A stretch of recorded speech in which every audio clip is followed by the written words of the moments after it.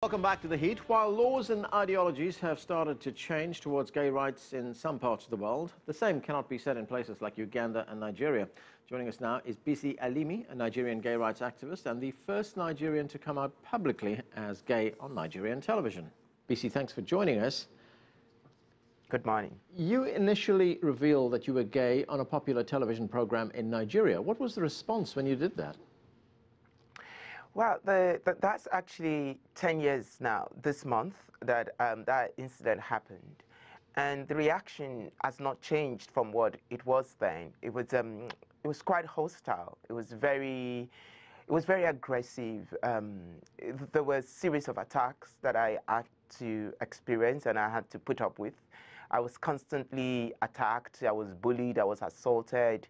And it was a very depressing moment in my life, and unfortunately, the situation is still the same for many LGBT people living in Nigeria and some parts of the continent of Africa. And even now that I live in the UK, I still get constantly hate mail and people still threatening to attack me. And so nothing has really changed that much.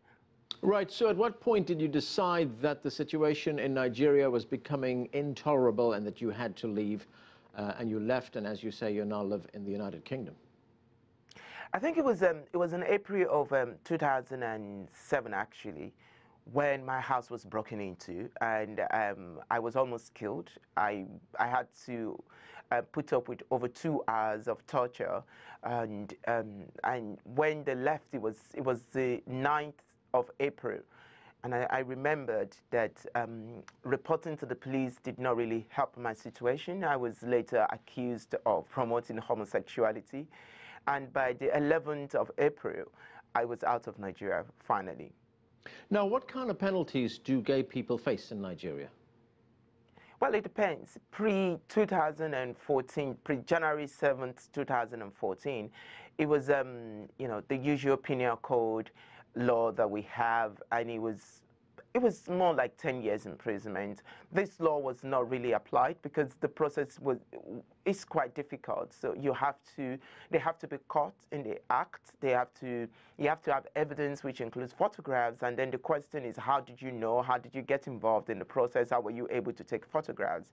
But the new law that we now have, which was signed into law by the president on the 7th of January 2014, actually make it even easier to accuse somebody of being gay. So you go to jail for 14 years if you are known or perceived homosexuals. So somebody like me going back to Nigeria automatically means that I'll go to jail for 14 years because I am known. But you can also go to jail for 14 years if you are perceived to be homosexual. What that means, many people don't know. But also, it goes beyond, you know, the LGBT community. There are laws that are now in place that criminalize aiding and abetting or not reporting somebody that you know is homosexual, or providing services for somebody that you know or perceived to be homosexuals. Now, to what extent is this also a bit of a cultural clash in Nigeria? We know that parts of Nigeria, most of Nigeria, in fact, very conservative, and then you have, you know, someone like yourself fighting for the rights of homosexuals.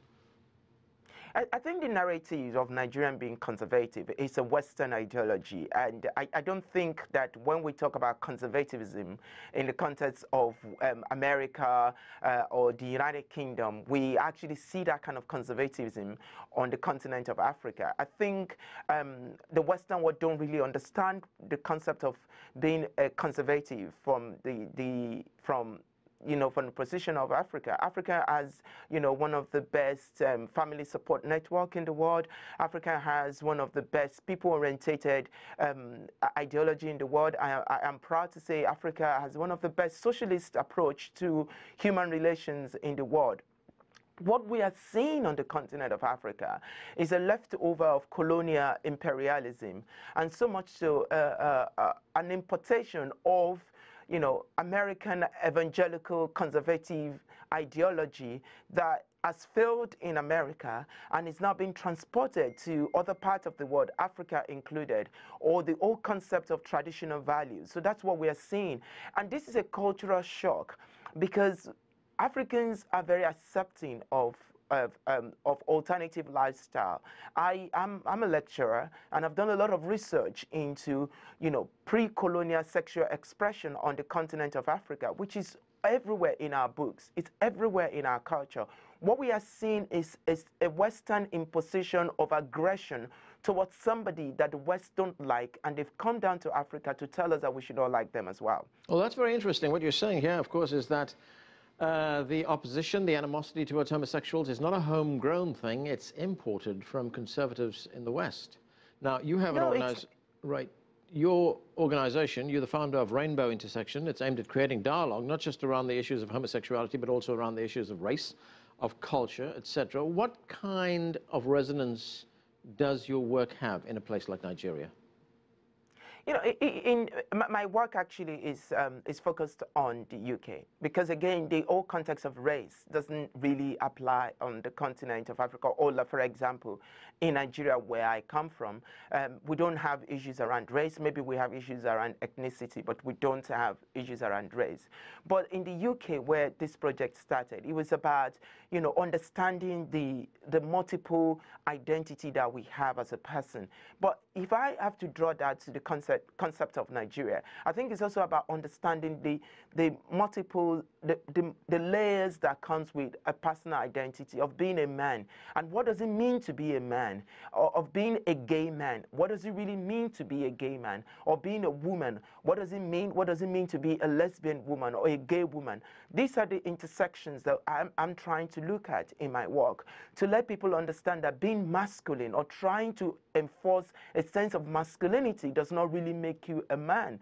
Or and because this whole concept of homophobia is constructs around the whole idea of what a man should be, who a man should be, how a man should act, what a man should say. And when you're able to deconstruct all the social construct of masculinity, you can understand the whole concept that, it doesn't matter if two men are kissing. It doesn't matter if two women are kissing. It doesn't matter if two people are in love. What really matters is the genuinity of their expression.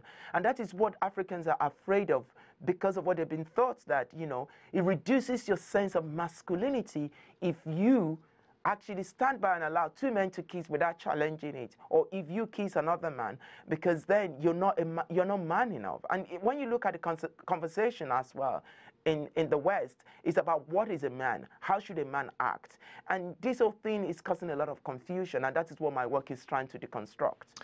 Bisi, Alimi, we're going to have to leave it there, so thank you very much for joining us. Thank you.